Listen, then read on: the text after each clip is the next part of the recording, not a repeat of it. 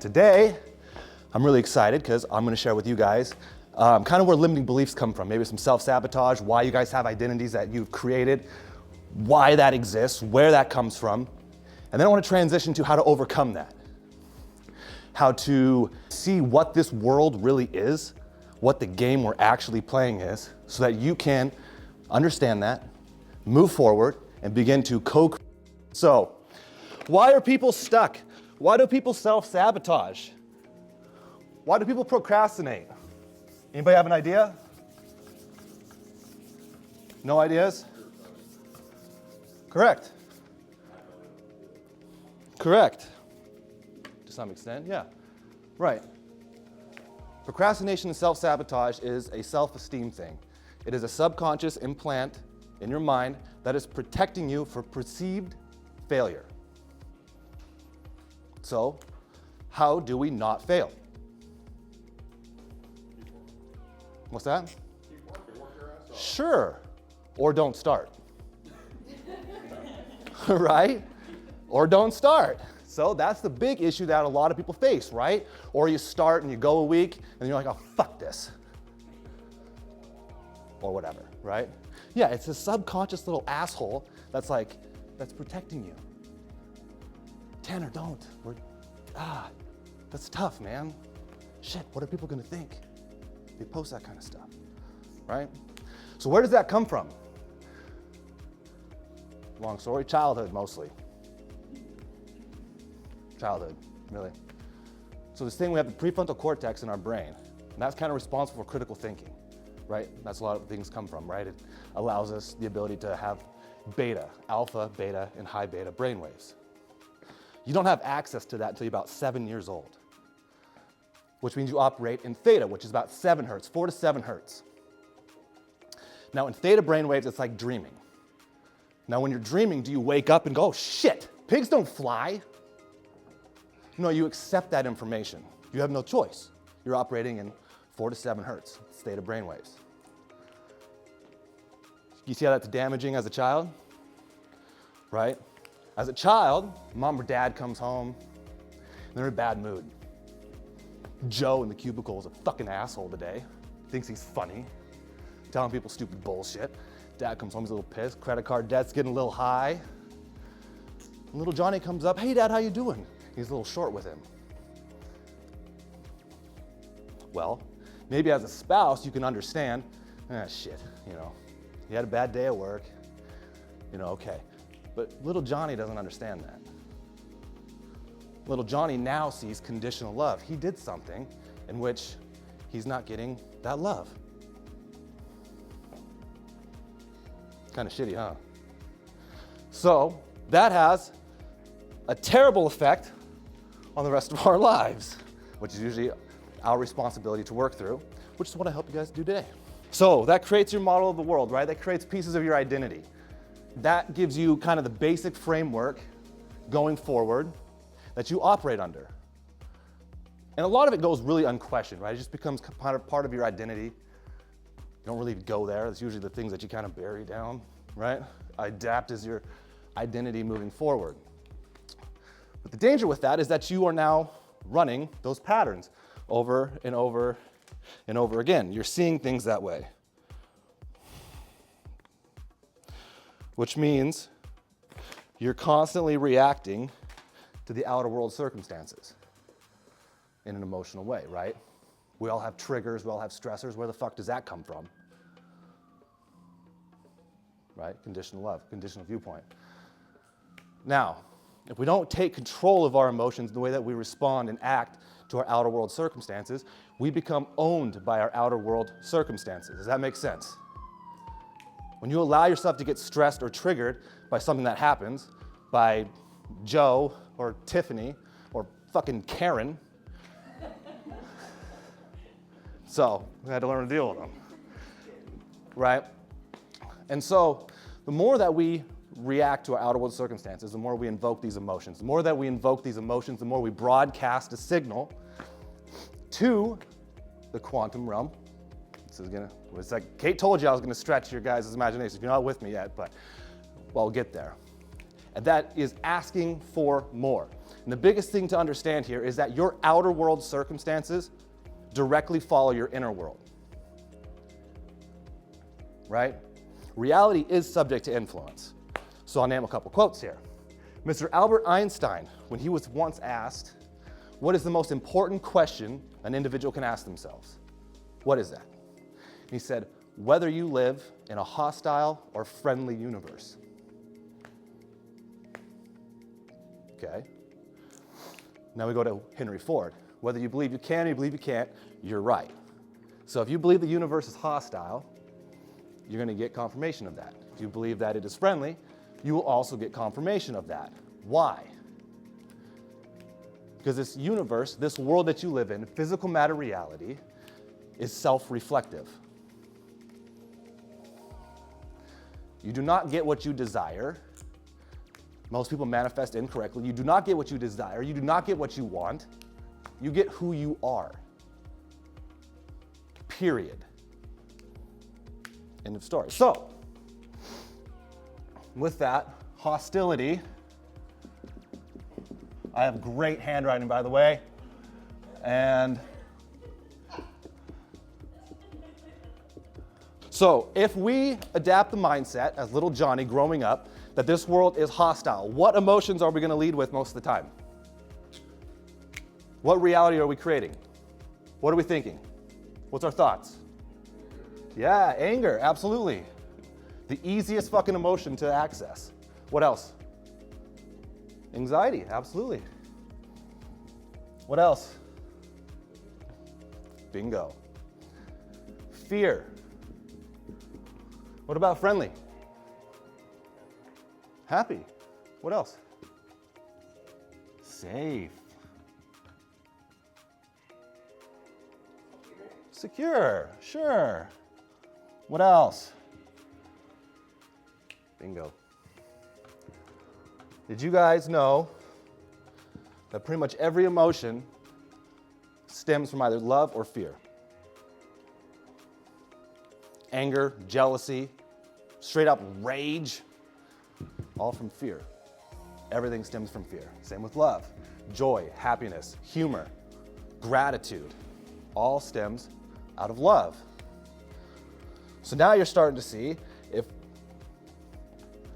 what Albert Einstein meant, right? If you choose to lead with fear, then you'll always have quick access to anger. You'll have quick access to anxiety. You'll have quick access to your notes because you can't fucking remember what you're going to say next. So yes, the world is a mirror. The universe that you live in is a mirror. It shows you the direct reflection that you give it. Every day you wake up and you look in the mirror and you get your hair, right? You get your regular mirror that you get ready for the day, and you get the universal mirror. Okay? Are you wearing victim clothes? Are you a victim today? A lot of people, yeah, unfortunately, right? A lot of people are very to me, very victim mentality. Maybe some people are in the achiever mentality. A lot of times people are coming from a lack though, right? But whatever you show that mirror, it has to present it back to you. Big mistake that people get into, they come to a seminar and they start feeling happy, they get motivated by Gary Vee or fucking Grant Cardone or something, and they go and they put a smile on the face of the mirror. Well, does that mirror smile back right away? No, it doesn't, huh? So I'm gonna change okay, today I'm gonna do it. I'm gonna be happy, I'm gonna be motivated, I'm gonna hit the gym, I'm gonna meditate, I'm gonna do all this shit, drink a bunch of water. Karen's not gonna fucking bug me, right? What happens? No, Karen's still a bitch. So maybe you forgot the water, maybe maybe you did all these things, right? The mirror doesn't smile right back to you. No, fuck this positive thinking bullshit. What the hell is this Tanner guy fucking talking about anyway? That shit doesn't work. No, you gotta understand, like, in that realm, you're not driving a car. If you turn left, it doesn't turn left immediately. It's like a big cargo tanker. Big, huge cargo tanker with little tiny rudder. It's like 1/100th of the ship size. What happens when you spin that wheel? Nothing for about a mile. That's why positive thinking is so aggravating, because it takes a while. Sweet. Okay, so now let's get into kind of the game that you're playing and how this self-reflective universe.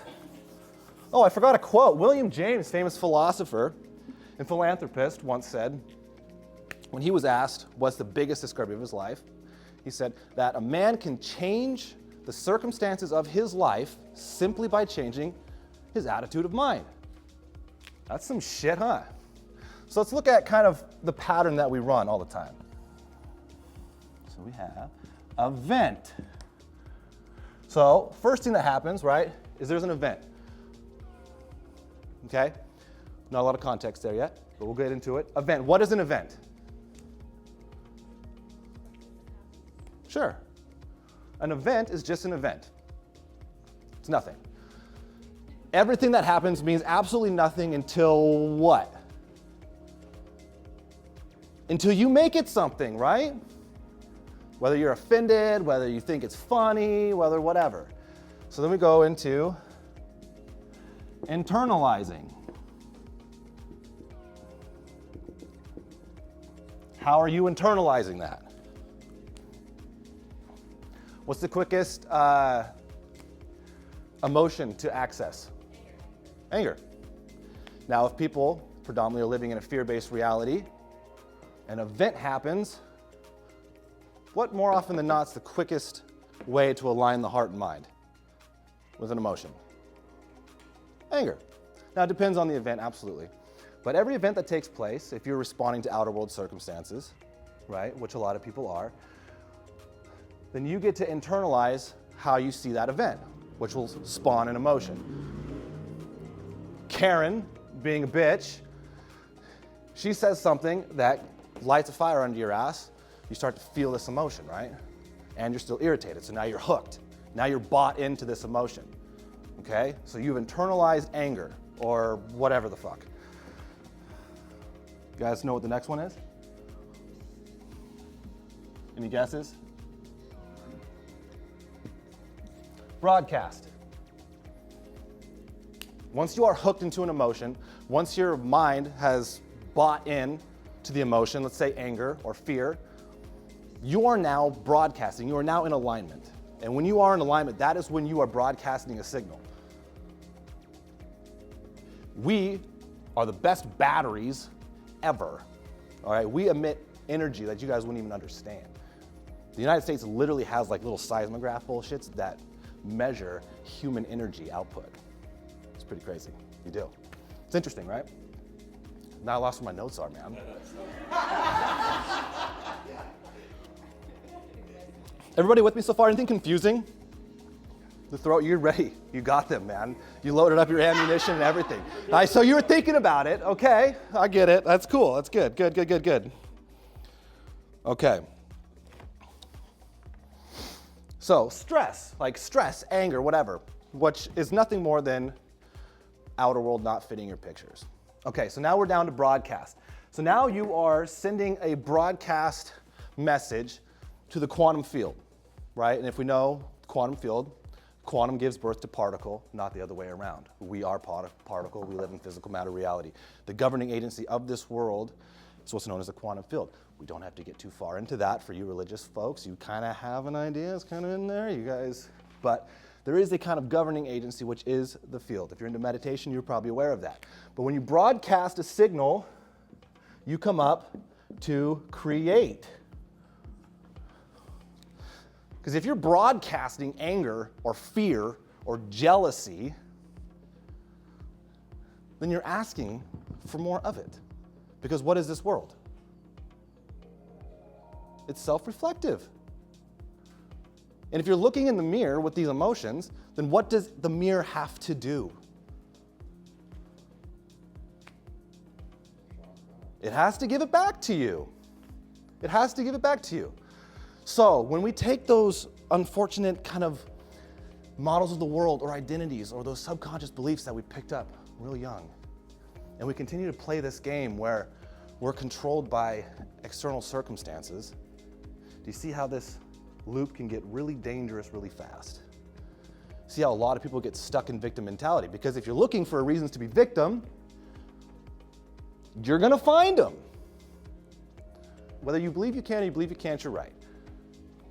The most important question that any individual can ask themselves is whether you live in a hostile or friendly universe.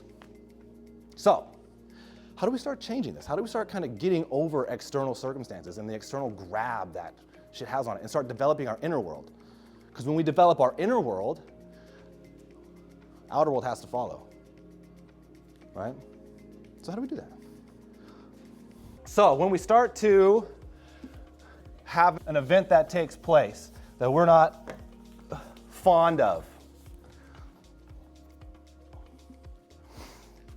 that we're gonna start to feel an emotion, okay? The first thing we wanna do is wake up and acknowledge that you're about to feel an emotion, okay? I'm about to feel something. You're about to go through the roller coaster effect, right? You're about to broadcast. So the next thing you need to do is identify what that emotion is. And kind of look at it, right? Locate the emotion. What do you feel? How do you feel? Is it anger? Is it fear? Where is it? Where is it resonating? Is it resonating in your stomach, in your heart, in your throat? Be curious, right? Third thing, you need to detach yourself, is remove yourself, because if you say, I am angry, what are you doing? Yeah, you are crafting an identity. I am angry, that's an identity. That's saying what I am. That's not good. So I disassociate. I, Tanner, am starting to feel the emotion of anger. I'm already curious of where it is, what's kind of going on. Now, what happens when I do that? What happens when I disassociate my identity with the emotion that's present? What do I get to do now? Sure, I have the power to choose what I do now, instead of getting hooked and taken for a ride. Okay? So yeah, you allow and observe that emotion to be present. Give yourself permission to feel it. That's okay. Come at it with curiosity. Because an unresisted emotion in the human body cannot last longer than 60 to 90 seconds. After 60 to 90 seconds, an unresisted emotion has to turn to joy or neutrality. Period. Okay, so cool. So we might have 60 to seconds of anger.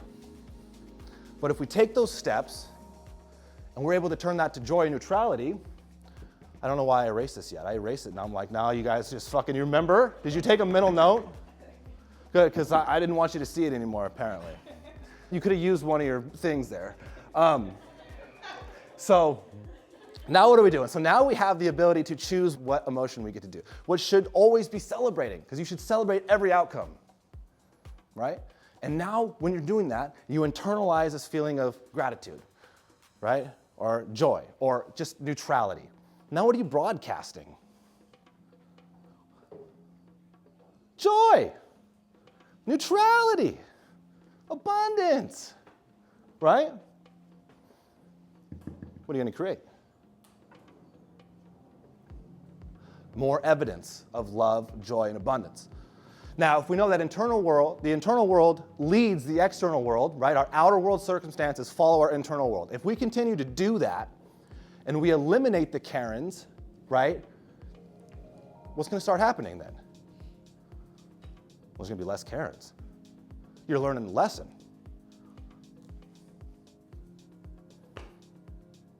Who knows that this is a growth-centric reality? By show of hands. Who knows that you guys live in a growth-centric reality?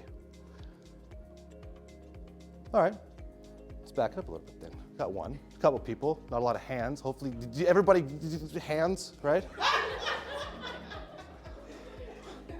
Thank you. The moment a person's life will change is the moment that they realize that they live in a growth-centric reality, not a comfort-centric reality. You're brought into this world programmed for comfort. It's really growth. And now what I outlined here is the patterns that will always run. Life is giving feedback on your internal world. Always and forever, it always will.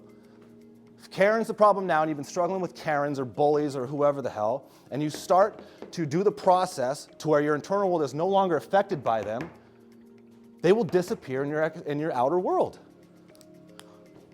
It's called the quantum to Newtonian transition point, and if you guys are curious, it takes 6 to 8 weeks on average. 6 to 8 weeks. Now, that's not woohoo, that's not crazy, that's not whatever, right? That was what Albert Einstein initially argued against for about 30 years until in 1954 he kind of gave it up and said Max Planck and Niels Bohr are actually kind of correct. There's some merit to this. This is self-reflective. You are the star of your own movie. And you get to stand up and take that and be the star of your own movie and grow and get better every day, do things that you want to do, and create your external circumstances, or you can be a fucking film extra in somebody else's. What do you think 90% of the population does? Woohoo! Fuck! My life sucks! Birds always shitting on me. If there's a bee, it's gonna fucking sting me. I've got a severe problem with spiders at the current moment in time because I always thought like spiders were like born out of eggs or whatever. That's actually incorrect. They appear out of thin air and right in front of my face wherever I am walking. So I gotta work on that. So we adapt that, the star of your own movie, that this is self-reflective, that this is growth-centric, that this universe, this realm, this quantum field is actually here for you to produce a life that you want. You kind of, does it to an make sense, someone? How come some people walk around with sunshine and rainbows up their ass? So dealing with people, I mean, if you think about external circumstances, what probably is the hardest external circumstance that you guys face on a day-to-day basis? If you had to guess. Yeah, other people, huh? Why? What do you think? Why do you think other people stress us out so much? Because you're expecting yourself from them, right? Because you expect other people to have your model of the world.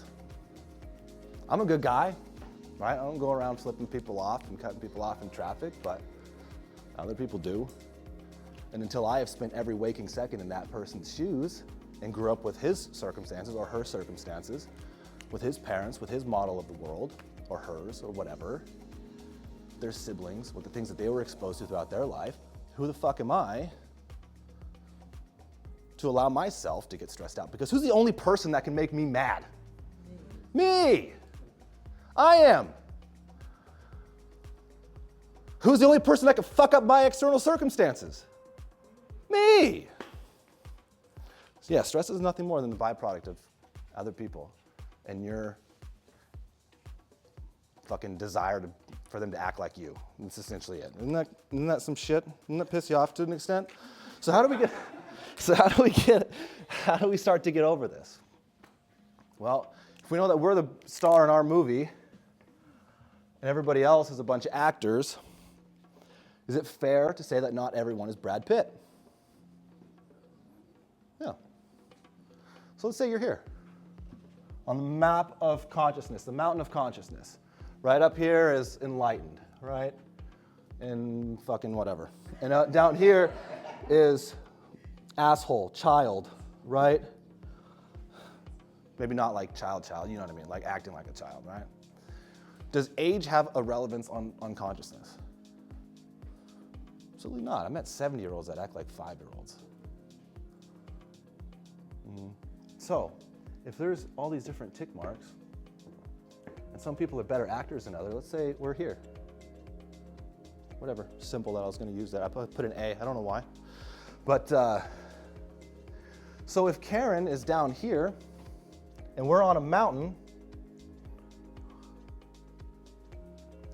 why should we allow this person to piss us off? Because if we're on a mountain, she can only see the view that she's at, right? She's just seeing the base of the trees. She's just seeing rocks. She's not seeing shit. right? And so now if we're up here and we're allowing this person who's down here on this level of consciousness, what are we doing, essentially? We're saying, you know what? I got a decent view up here, but fuck that. I'm gonna go down here and I'm gonna join Karen. Now, you guys won't be able to unsee this anymore. Because it's going to start to kick you in the ass. It's going to be hilarious when you start kind of recognizing this. When you talk to people who are on a lower level of consciousness than you, and they don't see your view, and they just can't understand you. So if you bring energy to an issue, what do? You energize it. That means you bring neutrality. You neutralize it. So if you are sitting up here and you have a better view of the hills and the other vegetation around, don't spend your time worried about what shitty actors are doing in your external circumstances. Why would you give up your view to join down here? Don't do it, right? Could have been a little more graceful with that. Don't do it. Fuck them. You know what I'm saying? Because you can't, because you can't judge a 5-year-old for being a bad 10-year-old. Okay? Not everybody's going to be Brad Pitt or Sandra Bullock. Not everybody's going to be up here. Not everybody that you talk to. Some people are just going to be down here, and that's okay. Everybody's on their own journey. Everybody comes into your life for some specific reason at some point in time. To be an asshole, to be a pain in the ass? Absolutely, all the fucking time. All the time. You're going to have people that just come in there because you need to learn something. You need to learn something from that person. Okay? You need to learn something from the people down below you. Your external circumstances are giving them to you. You got to understand that. You got to learn that, right? And the more that you work through these, like I said, the more you're going to develop that self-esteem. If you guys remember earlier, what's the biggest thing of self-sabotage and procrastination? It's your self-esteem. When you start to understand that you are the one that creates your external circumstances and you get out of reacting to your external circumstances, then you will create them. It's very magical. So I got this book here I'll get to in a second. Tiger's not. Judgment was useful, but it's still programmed into us. People down here are always clinging for significance. The victim is significance. So yes, when people are in that victim mentality, oh, you're just better than me. Yeah, well, they're clinging to, they're trying to pull you down and push themselves up. It's significance. That's what excuses are. Oh, I could have done that, but. Well, what? Well, if you would have had my mom's. Sure. You know what I mean? Don't let them bother you. The more that you're bothered by that, the more of those you're going to get.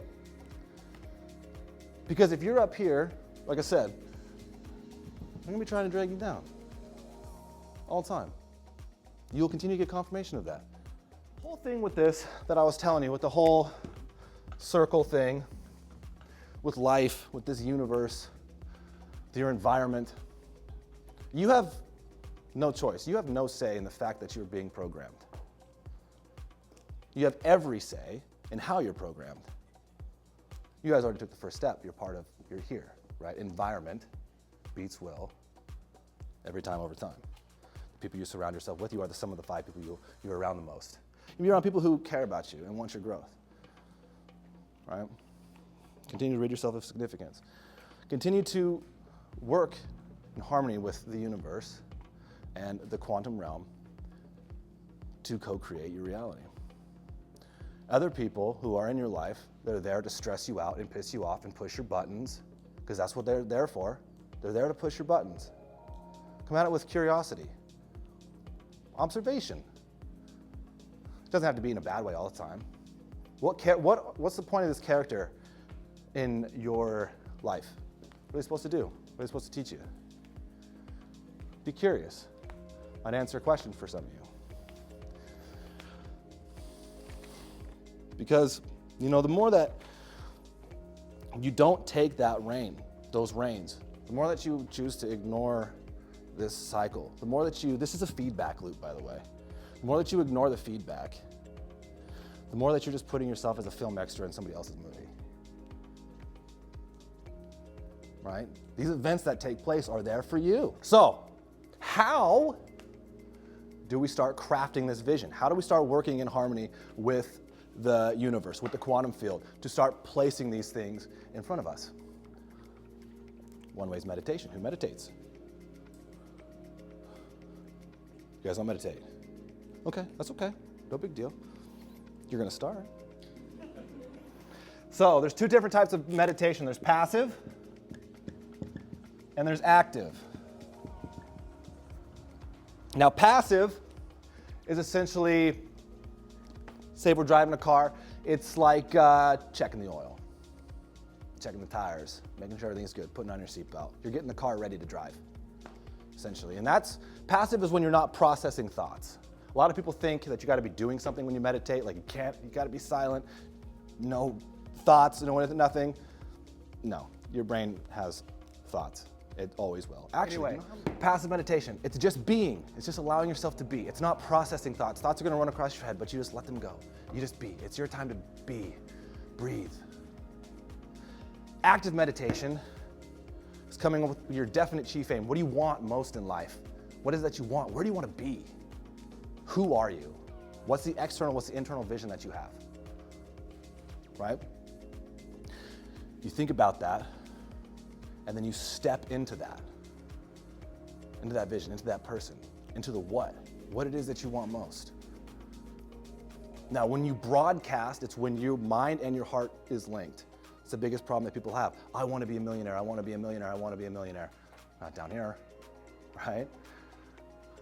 They manifest, but they're not linked. They don't adapt the emotion, right? They don't process the emotion physically that the brain gives them. You have to link the two together. So, active meditation is adapting the wish fulfilled. What is it that you want most? What is it that you want to do? Where are you? What's the vision that you have for yourself? Now step into it. Be there. Be that person now. Be that person today. Because now you're broadcasting that signal. What's next? Create it. Now it's hard to believe. That's why I got this. It's a black book. It's my positive confirmation and magic moments list. Now, since I've started this practice of assessing kind of my external circumstances, creating a vision of myself, spending every morning doing about 10 minutes of passive meditation, about 20 minutes of active meditation, a couple crazy things have happened. So I want to share those with you. One of which, back in January, my ska punk band, the drummer split. I was like, ah, damn it, you know what I mean? That sucks. I was really looking forward to playing with them. Around that same time, I had this idea for a SaaS company, a software company that I'm really excited about and wanted to start. So that's kind of it, you know, I'm just like, I want to play music and I want to fucking be wealthy. Right? I have this end goal, I have this end game. I have this software company that has been batting around that I want to start. Well, about 2 months later, 6 to 8 weeks, about 8 weeks, I get a phone call from the guitar player. Well, we got a drummer. He's this guy that's done well for himself, kind of retired a little early, wants to play drums, moved over from Seattle. It's cool, right on, excited. He's like, I'll train him up a bit, couple weeks, you come by and play with us. I'm like, badass. So that happens, and I remember loading up my truck, walking past the mirror, just kind of looking at myself, kind of like, you know what? Wouldn't that be some shit if this motherfucker's a software tech? Yeah, that'd be some shit, huh? So I drive over, meet this guy, obviously done pretty well for himself, good guy, good drummer. Retired software technician, manager actually at Amazon. How the fuck does that happen? Right? You don't explain that kind of shit. Right? People come into your world. Another one. I've always wanted to be a speaker. Right? I've always wanted to be a speaker. I've always wanted to do this. This is what I really want to do. It's been my magnificent obsession for about a year now. The events that kind of led me to be standing here actually speaking in front of you are fucking ridiculous. You know what I mean? Like, what's the odds that Kate, getting flooded with marketing assholes like me, just happens to respond to me out of everybody else? Right? that I get fired from one of my big accounts or get let go from one of my biggest accounts that afford me the time to actually come here and do this, and a spot opens up for me to do it. Now it could be like, well, you're sure like this and that and the other thing, but it's like, that's some shit. That's co-creating your reality. Now, besides spiders, I usually don't get shit on by bees. I don't get cut up in traffic much. I haven't seen a cop in a long ass time. Which is pretty cool. You know what I mean? A lot of things happen. A lot of things happen when you own being the starring role in your own movie. When you don't become a victim of the feedback loop. When you say, you know what, I'm not going to be a fucking victim anymore. I'm going to step into what I want to do. I'm going to take the feedback that the outer world is giving me. I'm going to help work through some of the internal issues that I have and broadcast the signal that I want to see day in and day out. Sounds woo-woo, but it's not. It's the latest in quantum understandings and neuroscience. Be the star of your own movie. The universe is willingness, right? It wants to see you moving. It wants to see you trying. It wants to see you wanting to be the actor of your own movie. Not just a film extra. Play ball. Adapt these things. Start paying attention to the external circumstances that arise that piss you off, these triggers, these stressors. What are they telling you? What are you getting from that? What is it something that you need to look in on and be like, oh, fuck. I don't know what it is about spiders, but I got to do something about that because I'm not happy about it. Adapt the what it is that you want, the who that you want to become. The biggest thing is relinquish your attachment to the how. That might be a little contrarian. How your reality is formed is none of your fucking business. The things that actually take place. Relinquish the how. Actively meditate and have the wish fulfilled. Adapt that emotion. Live in there. Link the heart and the mind. Broadcast the signal of what you want most in this world. Continue to take external circumstances as feedback for your internal world. Work on your internal world. And as opportunities arise and as people come into your life and as things fucking happen out of nowhere in left field, write it the fuck down so that you can look back and go, Jesus Christ, this universe is here for me. This universe is happening for me, and it's all going according to plan. Step by step, piece by piece, relationship by relationship. Be the star of your own movie. Do that every single day, the rest of your life, and it'll be a movie worth watching again. I promise you that. Thank you guys.